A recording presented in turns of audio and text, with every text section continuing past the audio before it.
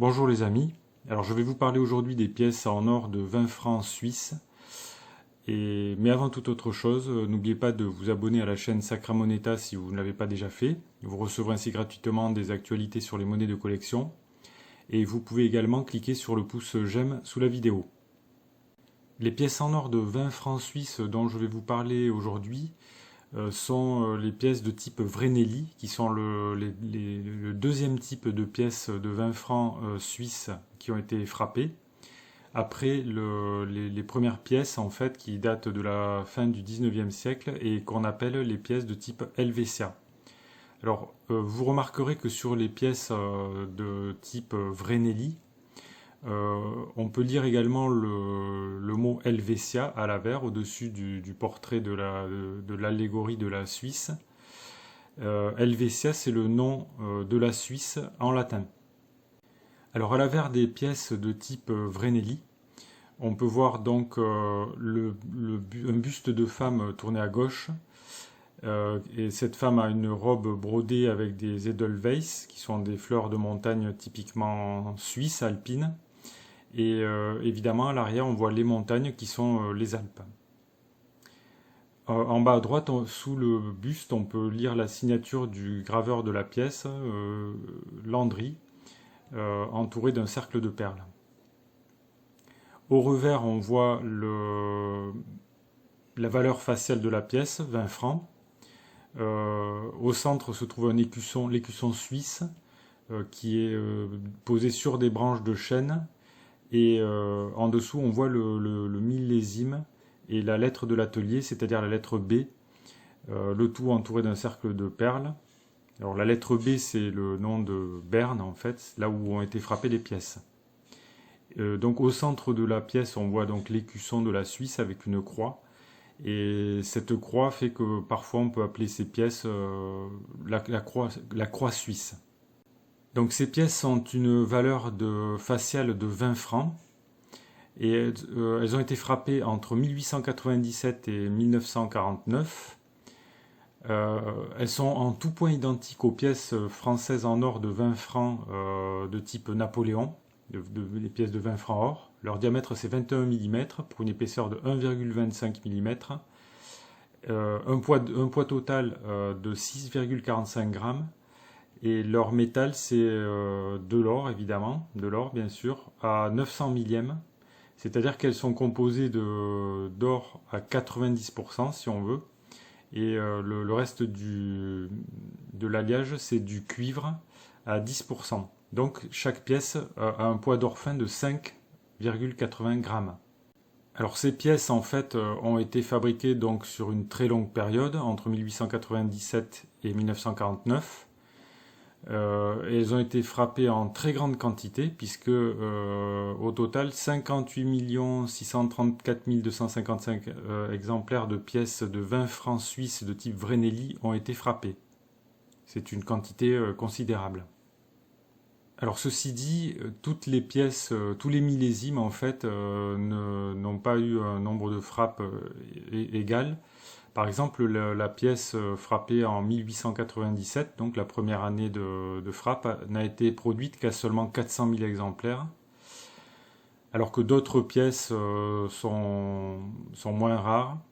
Alors, par exemple, la pièce de 20 francs frappée en 1927 a été tirée à plus de 5 millions d'exemplaires.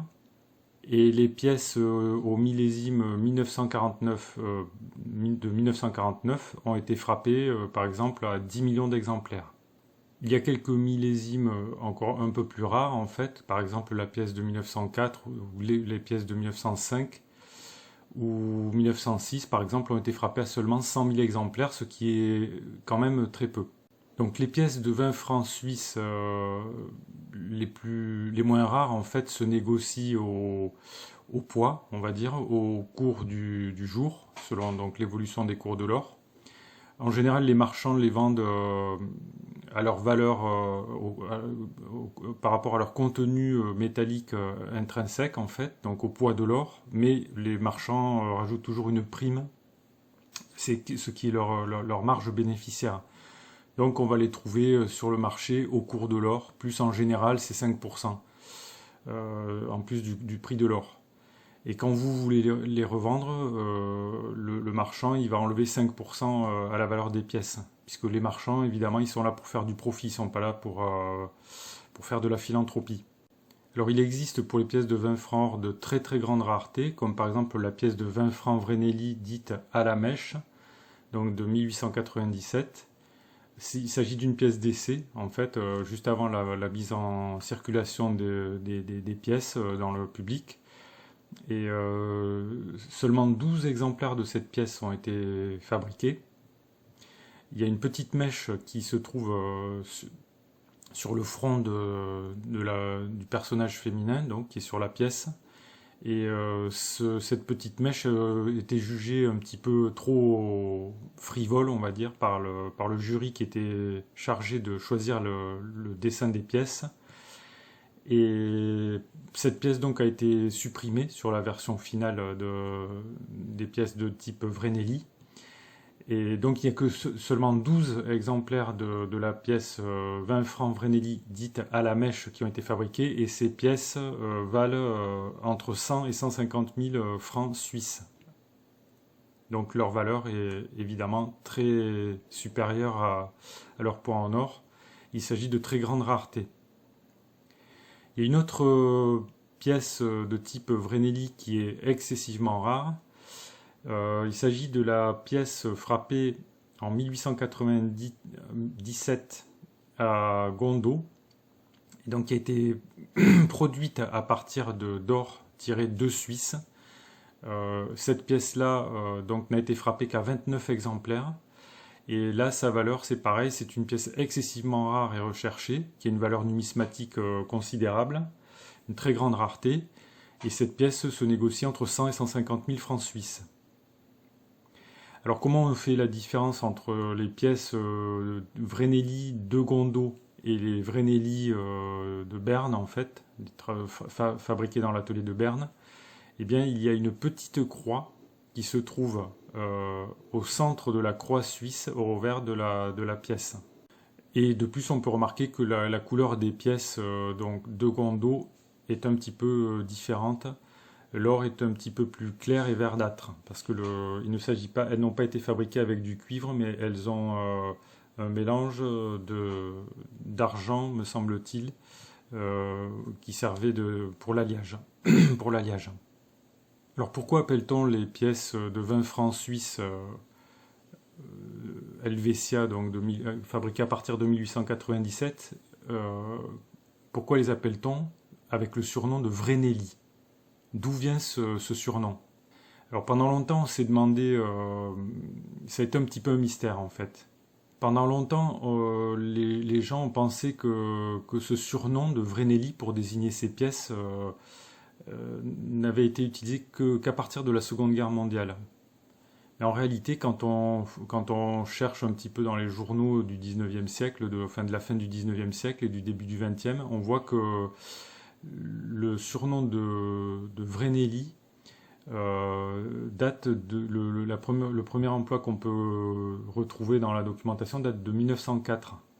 Alors en général, dans la littérature numismatique, on trouve l'explication suivante par rapport au surnom Vreneli. Vreneli serait le diminutif du prénom féminin Verena, très répandu en Suisse. Et comme l'Helvetia, donc le personnage féminin représenté sur la pièce est très jeune, il s'agirait plutôt d'une Vreneli que d'une mère de famille mûre nommée Verena. Bon voilà, ça c'est l'explication classique en fait qu'on retrouve assez souvent. Mais d'après le docteur Jonas Emanuel Flueck, qui est le directeur du site numismatique Lugdunum, le surnom de la pièce Vreneli devrait plutôt être mis en relation avec une célèbre et ancienne chanson populaire suisse, la chanson de Gugisberg. Cette chanson était particulièrement populaire en Suisse avant la Première Guerre mondiale. Cette chanson raconte l'histoire de Vreneli de Gugisberg, qui se languit de son bien-aimé, Simes Hans Jogeli, et trouve dans l'image de la roue du moulin qui tourne sans cesse un réconfort pour son amour persistant. Voilà le thème de la chanson. Et dans un article publié dans une revue suisse en 1897, voilà comment était décrite l'Helvetia. Je cite: La jeune fille semble être dans un état d'esprit où résonne la mélancolie, le mysticisme, un peu d'admiration et beaucoup d'attente. L'attente de quoi ou de qui, personne ne le sait. L'attente de la jeune fille a pour objet quelque chose de plus réel, comme par exemple son fiancé qui doit venir de l'autre côté de la montagne. Fin de citation.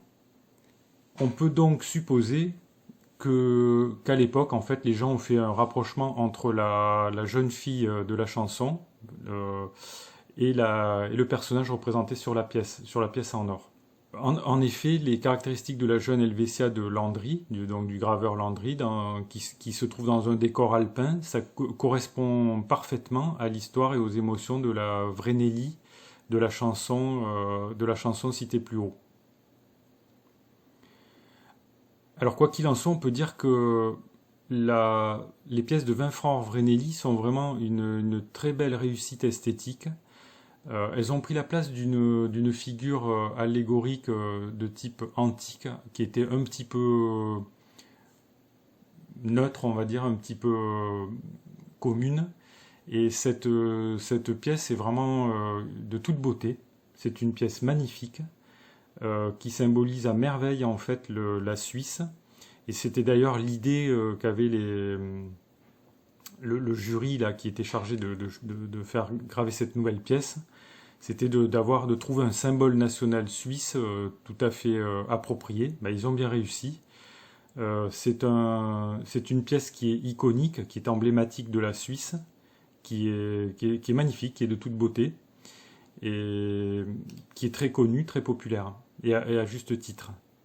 On peut dire, si on veut, que l'Helvetia, en fait, frappé à partir de 1897, où donc les pièces de 20 francs type Vrenelli, sont un petit peu l'équivalent, si on voulait, de la semeuse française, en fait. C'est un symbole national parfaitement identifiable et clair. Il y aurait encore bien d'autres détails à raconter sur ces pièces, qui ont vraiment une histoire très riche, et qui sont vraiment très intéressantes, qui méritent d'être collectionnées. Alors ces pièces, on peut les acheter pour leur valeur métallique intrinsèque, mais elles ont vraiment un intérêt de collection. Donc on peut aussi les collectionner en fonction de leur tirage, de leurs années. Certaines, comme je l'ai dit précédemment, sont plus rares que d'autres.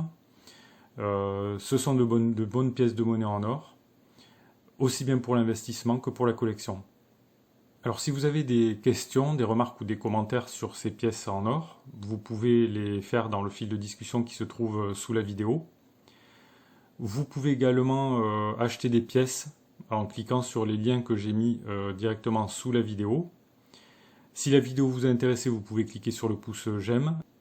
Merci pour votre attention et à bientôt.